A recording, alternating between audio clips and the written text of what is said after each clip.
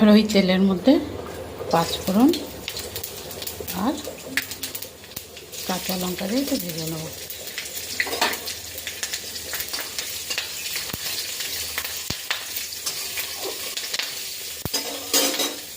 রুই মাছ রান্না করতে প্রথমে কড়াতে দিয়ে দিলাম তেল, আর মাছগুলো ভেজে নেব।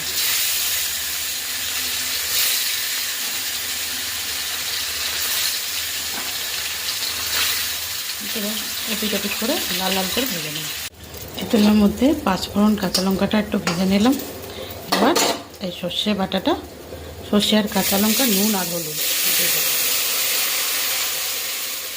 1 মিনিট মতো ফুটবে, তখন মাছগুলো দিয়ে দেবো।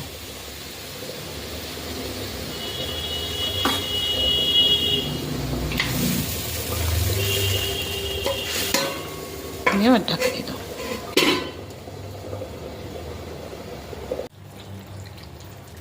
আমার সর্ষে দিয়ে রুই মাছ একদম রেডি।